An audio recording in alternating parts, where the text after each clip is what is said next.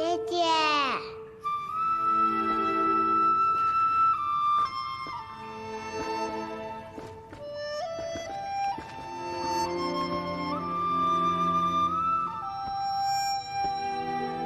怎么起来了？姐姐，好久才见姐姐一次，你看起来好孤单呀，我可以陪你吗？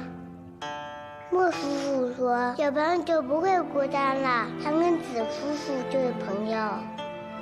姐姐，你的朋友呢？我们可以请他来做客吗？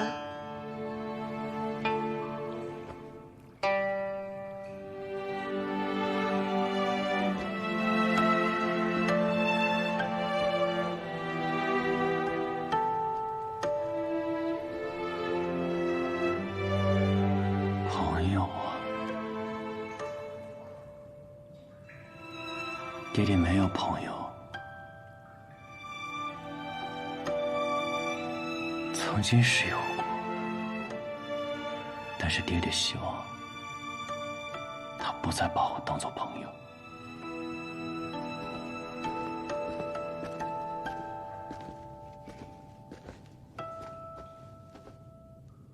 教主，教主，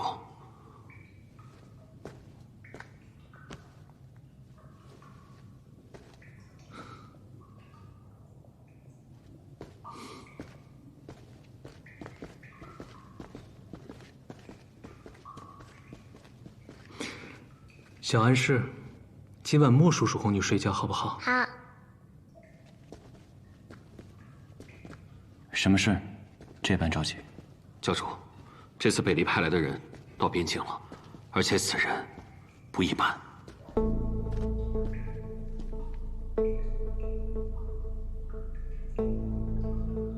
是他回来了吗？不是他，是另一个人，是一个教主你认识的人。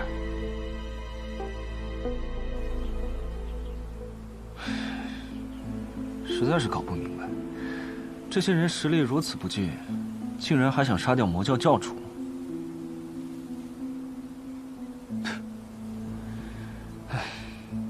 你说是不是啊，我的朋友？叶鼎之，司空长风。仔细想来，这也只是我们第3次见面。不过嘛，江湖之人，萍水相交，3面，可称挚友。确实挚友，只不过我现在没有朋友了。你比下面那几个老家伙要强，强不强，也只有打过才知道。可以。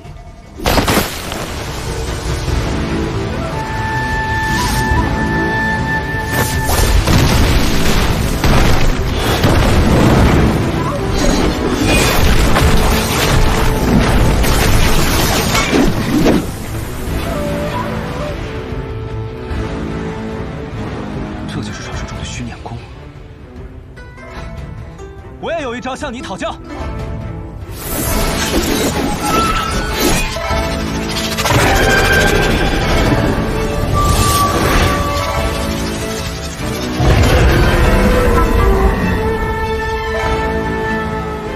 确是一条金龙。金龙变。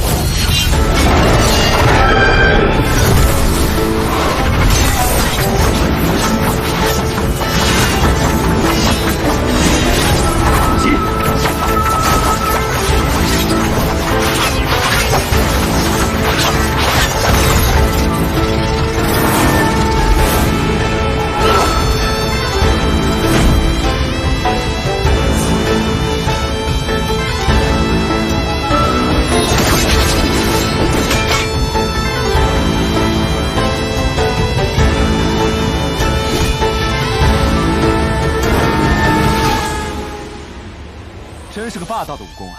不用兵器，不用拳掌，只靠自己的内力真气来对敌，见识了。你比当年我见到的百里东军还要强。哼，只可惜姬若风太懒了，多年没有发过5把，不然我也想知道，和百里东军那家伙现在孰强孰弱。不过，你在提到我们那位朋友的时候，是不是太过冷淡了？你就不怕他死了？他不会死的。为何？你就这么有把握？因为打伤他的是我，他的武功全废了，却没有性命之忧。然而没有武功的他，必然不会参与到这场争斗中，所以，他不会死的。说的也有道理。还打吗？方才我的话没有说完。虽然你比当年的百里东军还要强了，但是依然打不过我。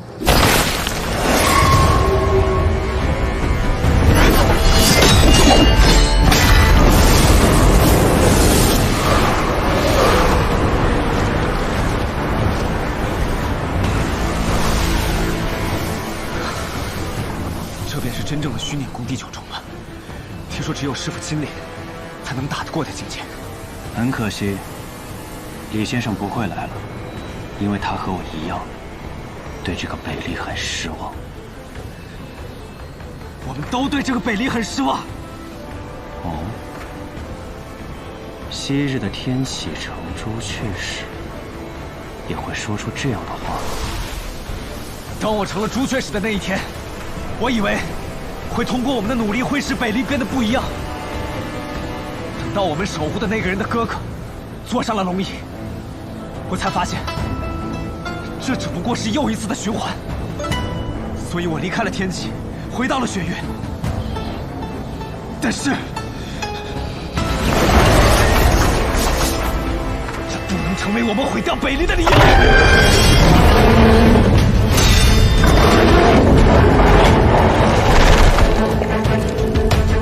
只有摧毁，才能重建。为了重建，又有多少人需要流血啊？我已经流了，他们也该付出点什么。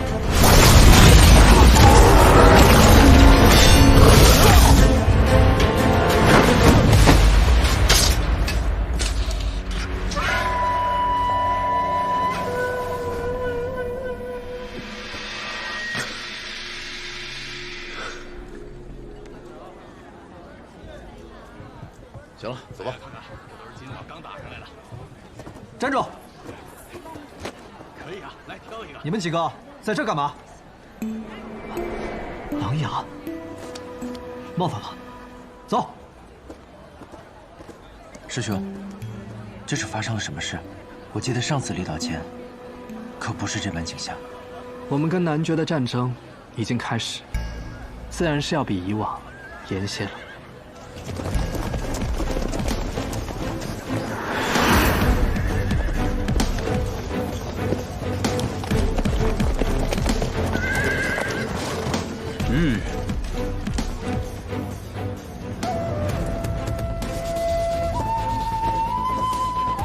二师兄，小师兄，人呢？我已经带来了。战事吃紧，长话短说，尤其是你。哎，好你个刘越，我好歹是师兄，你给不给面子啊？东君，上一次天启城一别，我就说过我们会再见面的。后来我和军中的军士们说起，他们说，像我们这种上阵杀敌的人，不能说这样的话。说了这样的话，就像是立了一面旗帜，最终这面旗帜将会插在我的坟头。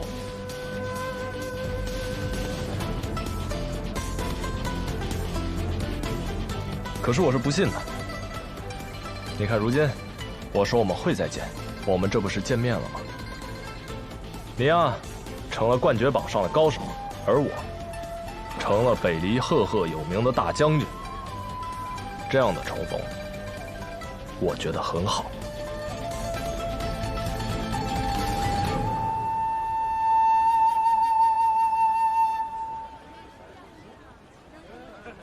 哇，嘿嘿，是不是成熟很多？嘿嘿，是。行了，我们时间不多，说点有用的话吧。真没想到在这里能碰到二位师兄，你们这是要去哪儿啊？我们本来要去南绝边境，后来得了柳月师兄的消息，说你们近日要停靠东极海市府，特地赶过来见你一面。许久未见，真应该好好喝上一杯才是。下次吧。二位专程绕道来看我，想必是有很重要的事情同我说吧？是。南绝犯我边境，绝非偶然。如今西面魔族猖獗，北面的蛮族亦是对我们虎视眈眈。如今北离的处境，真可谓是四面楚歌呀。西面有你父亲镇守，我们也马上奔赴南面。但是有的人，军队是拦不住的。东君，我想拜托你。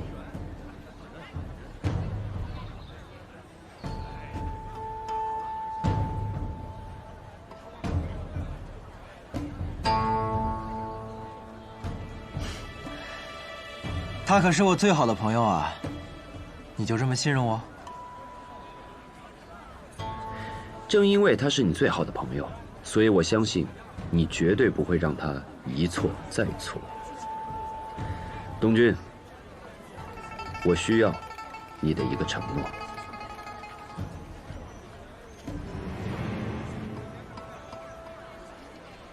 好啊，那你叫我一声大哥，我便给你这个承诺。你呀，还是这么不尊重你的小师兄啊，大哥。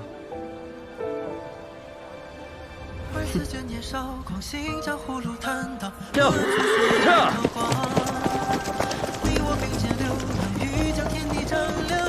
哎，你也叫一声啊！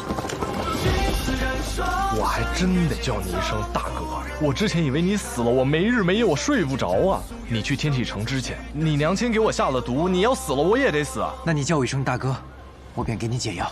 大哥，哎，你还真信了呀？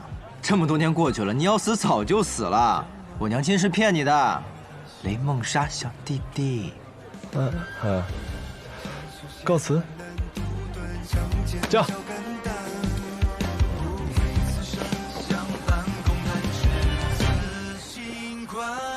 最后还是那句话，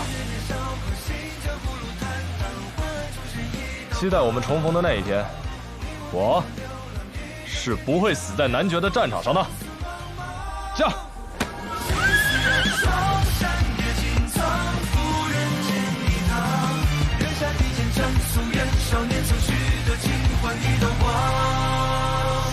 学堂李先生座下弟子百里东君，定不辱使命。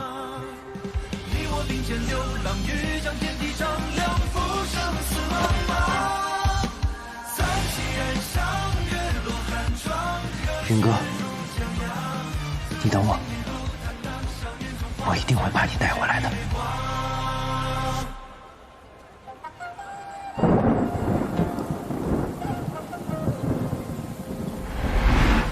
我听说呀，2月之前，男爵10万大军压境，不出7天，便夺了我们10座城池啊！幸亏琅琊王及时赶到，不然他们一定会一路北上，直取皇城啊！这形势也是令人担忧，担忧啊！我们南城离北境、离皇都都那么远，总兵大人又何须担心呀？啊！这天下兴亡，匹夫有责，要随时准备提刀策马，上阵杀敌。今日我就上书一封，恳请总督大人让我领兵1万，直奔男爵，以为天下之表率。南安城总兵部下不过600，还都是些守城的兵。谁人如此大胆，妄议上官？在下谢轩，乃一介书生，途经南安城，被一场雨困在了这里。你刚才什么意思？你是说我南安城的兵不行吗？我只是想说，不是你的兵不行，是你不行。大胆！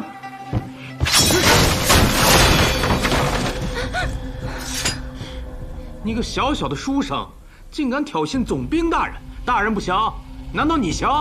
书生，我知道你们这帮人自命清高，可带兵打仗，不比纸上谈兵说说而已啊。比如说，你会用剑吗？我读过很多剑谱，我还读过《孙子兵法》呢，都是些绝世的剑谱。书生，你若会用剑，今日本将军便饶了你，否则严惩不贷。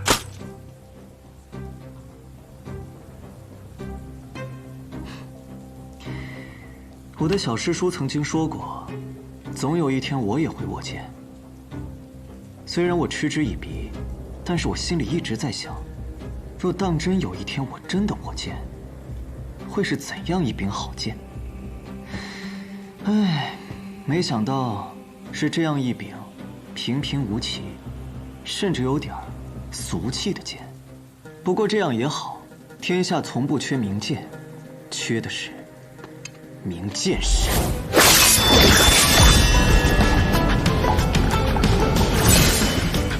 大人，刚才外面的雨好像停了那么一瞬。你的剑太久没用，连一道剑气都撑不住。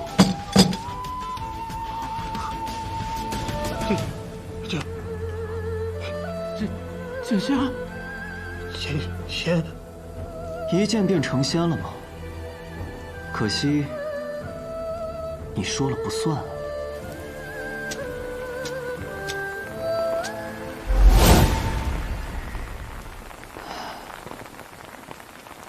乱世如雨，落下来的时候，谁也躲不开，便只能入世了。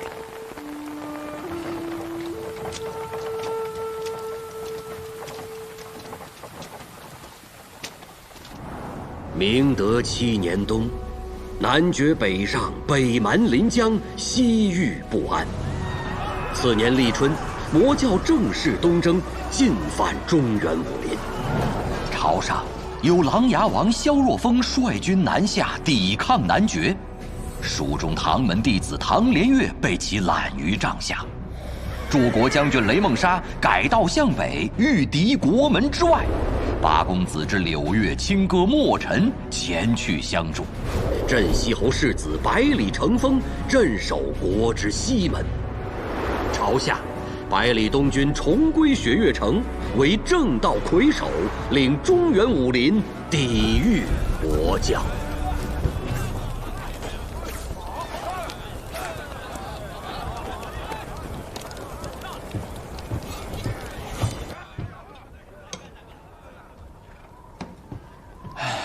这边可真冷啊！来，喝点热汤，暖暖身子。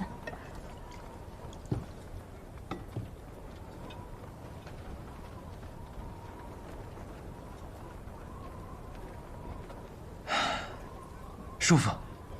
你说说你，都是冠绝榜上的高手了，怎么真气运转一下，还抵不住这点寒气？那多没意思啊！春夏秋冬，寒来暑往，总要真真切切地感受到，那才是真实的活着嘛。今天可是新年啊！司空长风那家伙这几个月在外面东奔西跑的打架，都没来得及跟我见上一面。他说今日定来和我相聚，怎么人还没来啊？来了！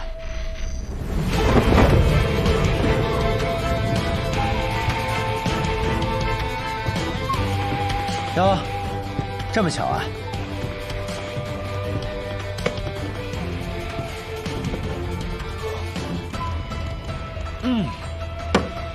这种日子呀，喝上一碗热乎乎的羊肉汤，简直赛过神仙。哎，司空长风，几年不见，这就是你对你师兄的礼说？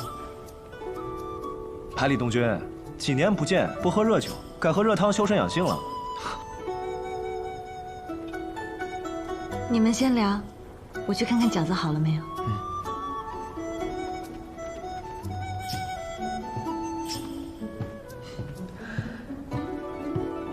你要的酒自然是有的。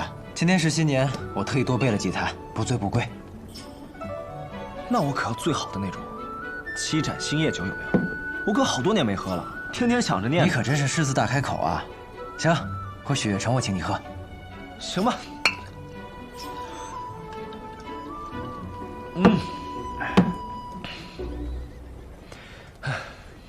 你怎么给他涂了一层黑漆啊？什么审美？这好好的银月枪让你给糟蹋了！胡说什么呢？这是雪月城长老送我的枪，本身就是乌金色的。枪倒是个好枪，不过看着也没比银月枪强多少啊。用顺的枪为何要换？你难道没有听说我与叶鼎之对阵的事吗？自然是听说了。雪月城第3城主司空长风与魔教教主大战了一场，略占下风，全身而退。还略占下风，损不损呀你？不过这故事没说完，我虽然全身而退，但枪断了。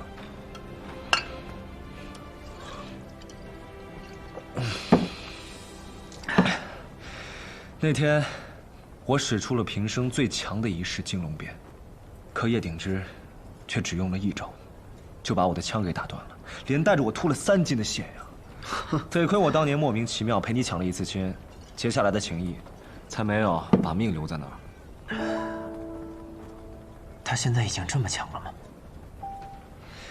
这么说吧，我平生所见之人，只有1人比他强。师傅。对。不过师傅施展全部功力时的感觉，和叶鼎之的不一样，很奇怪，形容不上来。想那么多做什么？到时候以剑试之，不就知道了。二师妹，你怎么突然女扮男装起来了？还故意压低嗓音，下次好歹披个面纱什么的，像柳月师兄那样。这么多年不见，一见面大师兄你就嘲笑我，早知道我便不来这里了，还不如多教训几个魔教的恶人。我哪敢嘲笑你啊！快坐。好端端的，怎么突然女扮男装起来了？因为这样，显得更有杀气。行行行，你这把剑可是剑谱排行第3的铁马冰河，拿着它，哪怕你是3岁的孩童，别人见了都会觉得你杀气毕露。我听说你在来之前在东极海是啊，我看到你爹了，他废话还是那么的多，你就放心吧。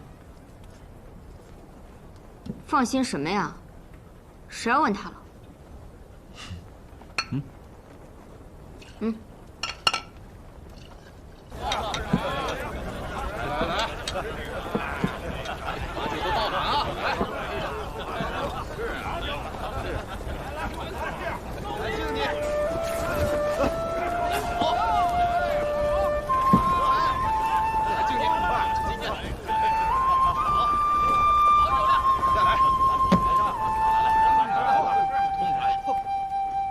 谁在这个时候吹笛子啊？听着还挺动听，而且没什么敌意。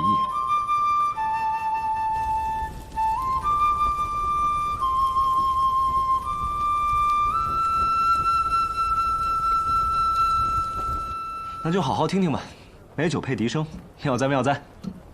哎，司空张峰，我去仙山前听说你要成亲了，你可有收到我的信？等我回来。有是有。大师兄，你这信可来晚了，他刚抱得美人归，猴急着呢。你信送来的时候，人家早就成亲了，现在女儿都抱上了。哎，喝什么酒啊？别喝了，这么不仗义。别呀，这么好的酒我不喝谁喝啊？可别浪费了好酒啊！别生气了。自然是有人喝的。外面的客人，要不要进来喝一杯？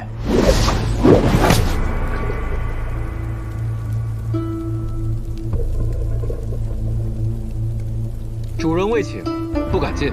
客人不曾说出姓名，主人又如何敢请啊？我的名字很普通，不如里面的各位。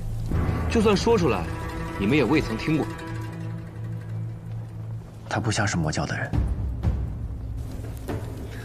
百里前辈又未曾见过我，又如何判断出我不是魔教的人？因为你身上的气息太过平凡，而魔教之人总是自命不凡。主人允了，进来吧。遵命。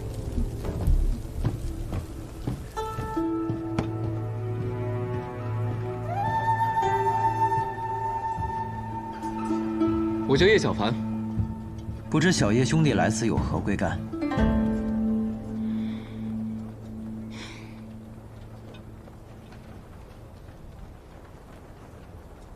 叶某不才，也想加入雪月城，一起对抗魔教入侵。哦，加入雪月城可不简单。二师妹，试试招。等很久。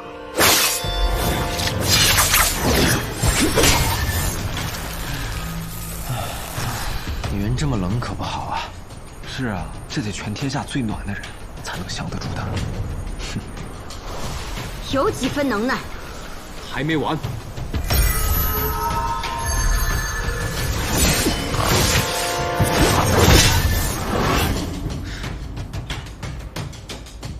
这剑子，你方才说你姓叶，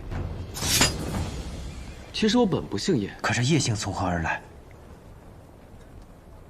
我们村里以前有过一个懒汉，一天到晚只在树上睡觉，直到有一天村里来了土匪，他就从他睡觉的那棵树上随手折了一根树枝，跳下来把土匪都打跑了。从那天起，他就成了村里的姑娘们最想嫁的男人，好多小孩吵着闹着要和他学舞，但他只交给了我。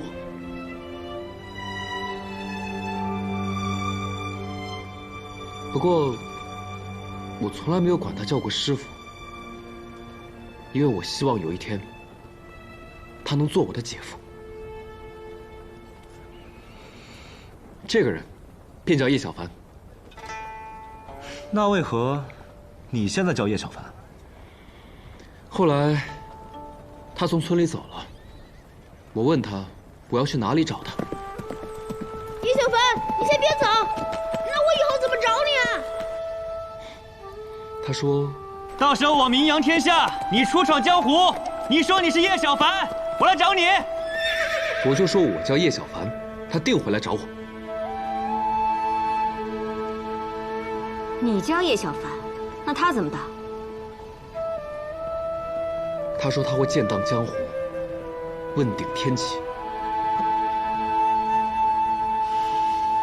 以后便叫叶鼎之。叶鼎之，你是魔教教主的徒弟。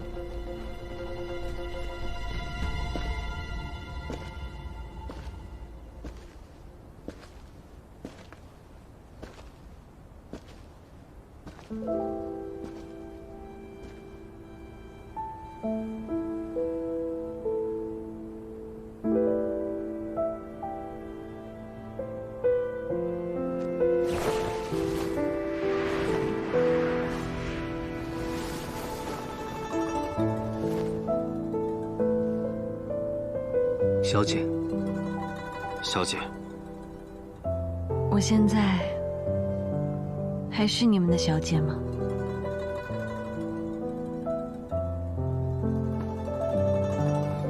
小姐永远都是小姐，即便是教主，他若敢动你一根汗毛，我也是会拔剑的。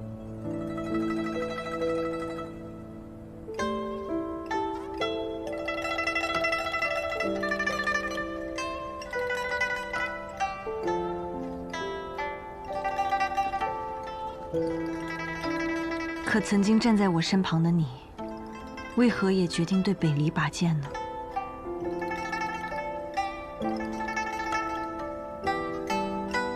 教主对雨季有救命之恩，这是其一。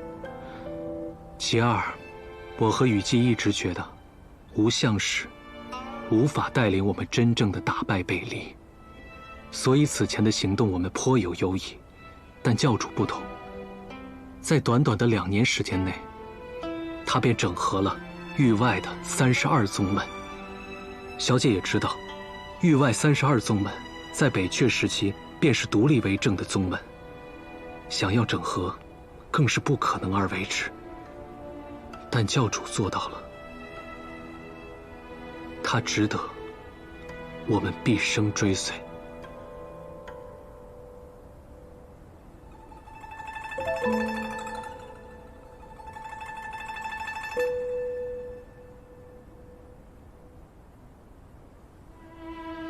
是不是男人都这样，信奉强者，信奉力量，想要走出一条自己的英雄路？我父亲是，吴相是，就连你们也是。毕竟，每个人都向往美好，不想永远待在这苦寒之地。我们来此，本来是想要迎回小姐，但这句话还未开口，此事似乎就已经没有这可能。我不想看到任何战争，即便我承认，现在的叶鼎之的确可以带领北阙移民回到这片大陆。小姐的内心，我们一直都知道。可是这世界上，每个人都是有自己的私心的。我有私心，齐宣有私心，域外32宗皆有私心。小姐，你也有私心。哦，什么是我的私心？你的私心叫百里东君。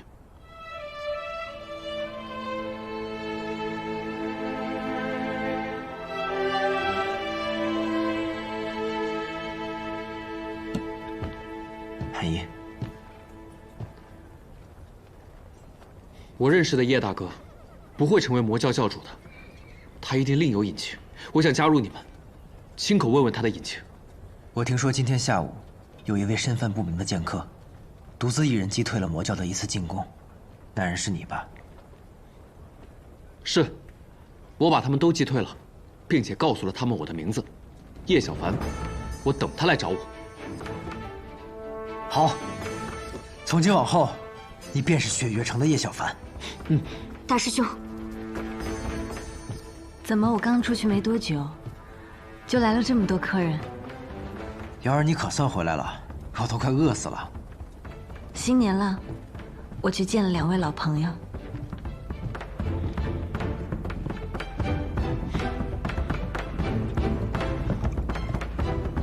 别愣着呀，快坐。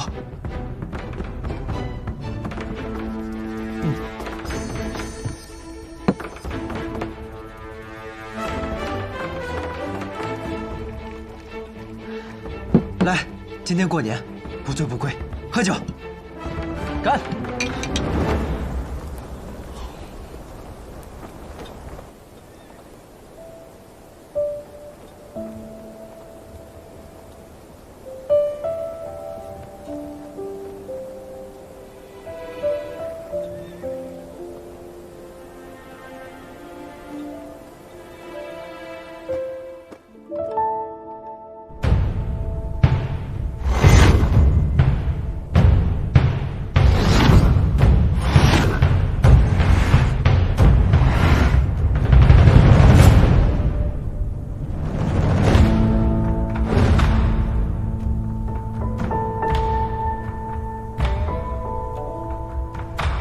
今日乃吾教立为中原之日，望吾教众一雪前耻，不死不休。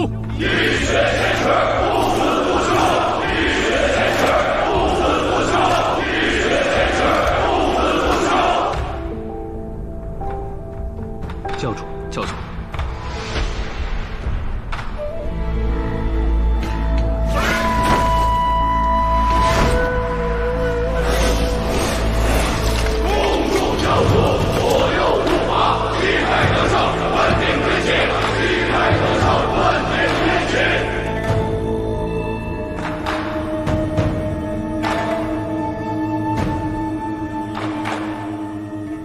谢剑仙许久未见，怎么游离到这里来？我并非游历而来，而是握剑而来。谢轩公子这是何意？字面上的意思。如今我乃山前书院新一代院监，同时也是一名剑客，家国有难，书生握剑。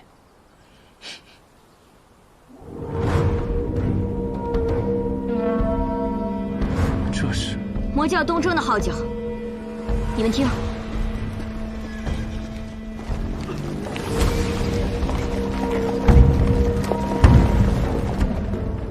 来这里这么久了，还是第一次见到这么大的阵仗。谢剑仙，你来的可真是时候。天地欲乱，以己身平恩仇。啊？我书读的少，这时候说这话什么意思？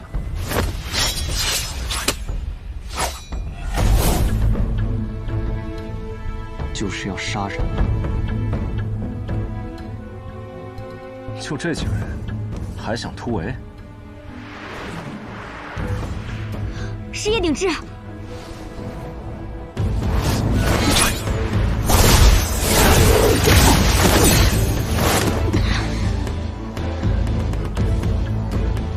他也如此强了吗？我去通知其他人。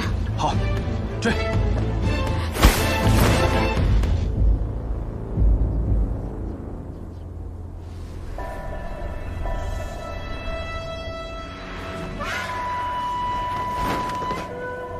左右护法，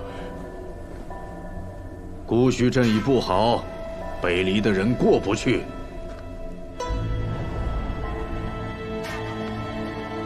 祝教主旗开得胜，万天前起。云哥，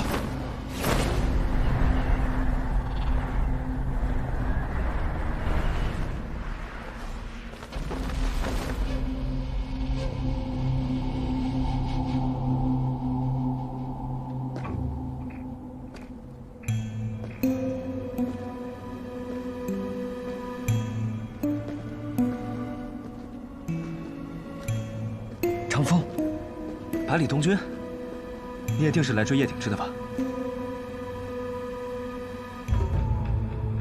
这雾不一般呢。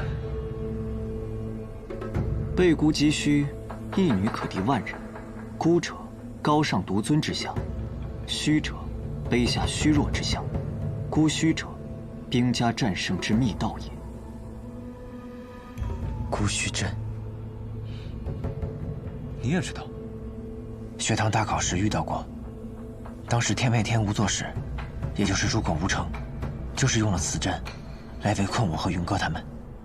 诸葛无成，果然，这孤虚阵是奇门遁甲中的一种阵法，随着诸葛一族的销声匿迹而失传。它乃兵家大阵，有兵家之气。可我带兵数年，这阵看着没有一点兵家之气，反而是鬼魅异常。剑走偏锋就不是孤虚阵了，乃鬼阵。入阵者当如何？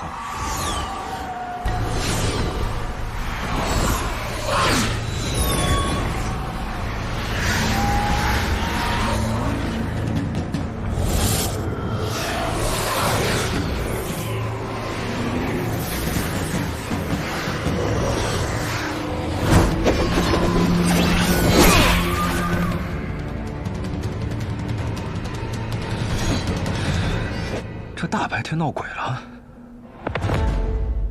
所见非所见，四处藏杀机。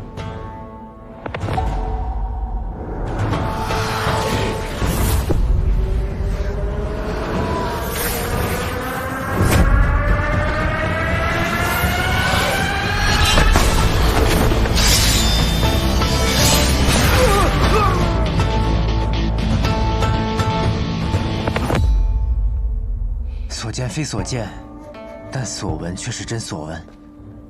当身边风被撕裂的时候，就是敌人出现的时候。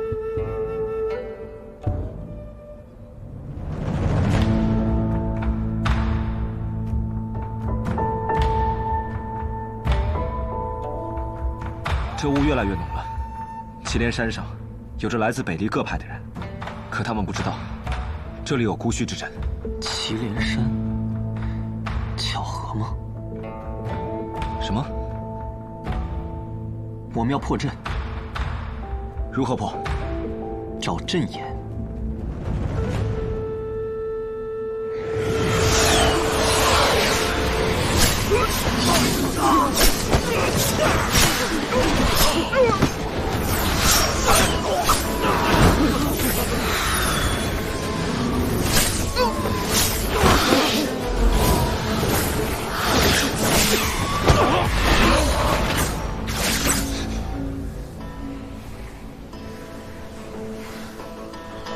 这是什么邪阵？必须得尽快破了它。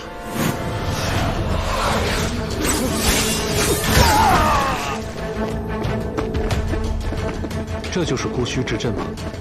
据说，这还不是诸葛家真正的孤虚阵，那就有如此玄妙了。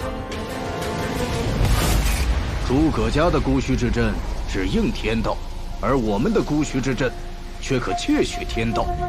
二位护法，还请速速入阵。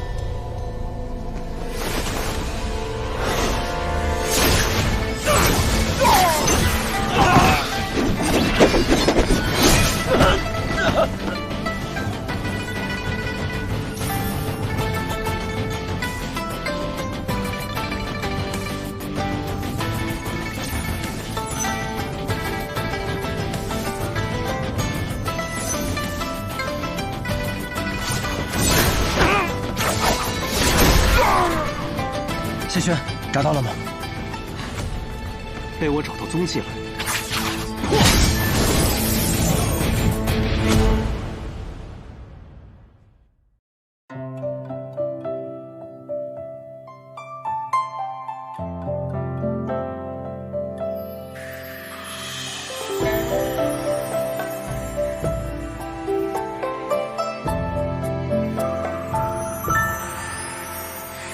让一片轻轻微风绕心游弋，听波般忽泛涟漪，人教春泥。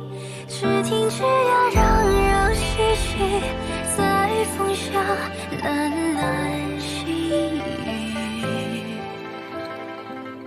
月下描摹花瓣情腻，仿若园丁望你悠悠倩影，辗转遥遥千寻，随你到日暮晚晴。